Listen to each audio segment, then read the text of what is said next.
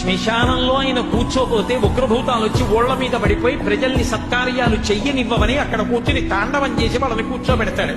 పార్వతీదేవి అడిగింది మహాభారతం అనుశాసనిక పర్వంలో, శుభ్రమైన కైలాసం ఉండగా, ఇంత ఐశ్వర్యం ఉండగా, చింతామణి గృహం ఉండగా శ్మశానంలో ఎందుకుంటున్నారని అడిగింది.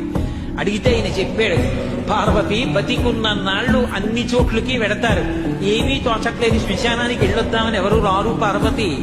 నేనంతవాణ్ణంటాడు, పొడుగ్గా ఉన్నానంటాడు, తెల్లగా ఉన్నానంటాడు, పండితుణ్ణంటాడు, పద్యాలు నాకు నోటికొచ్చంటాడు, ఉపన్యాసం చెప్పగలనంటాడు, నాకు పాటలు వచ్చంటాడు, నేను నాట్యం చేస్తానంటాడు, నేను అధికారినంటాడు, నా దగ్గర డబ్బుందంటాడు, నేను పాట పాడగలనంటాడు. ఇన్ని ఉన్నాయనుకున్న వాడిలోంచి ఊపిరి బయటికి వెళ్ళిపోయిన తరువాత వాడిని తీసుకెళ్లి 4 కొత్త కర్రల మీద పడుకోబెట్టి చాప చుట్టి తాడు కట్టి పైన నూలుబట్ట కప్పి తీసుకొచ్చి అన్నీ తీసేసి కర్రల మీద పడుకోబెట్టి కాల్చేస్తుంటే జీవుడు లేచి నిలబడి పుర్రె పగిలిపోయిన తరువాత కన్న కొడుకు కూడా స్నానం చేసి వెళ్ళిపోతుంటే చీకటి పడిపోయాక, అయ్య బాబోయ్ చుట్టూ ఉగ్రభూతాలు, నా వాళ్ళన్న వాళ్ళు లేరు, వీళ్ళని నమ్ముకున్నాను, ఒక్కడు లేడని ఏడుస్తుంటే నేనున్నాను రా అని చెప్పడానికి నేను కూడా లేకపోతే చచ్చిన వాడు 1000 మాటలు చచ్చిపోతారని అక్కడ ఉన్నారు పార్వతి.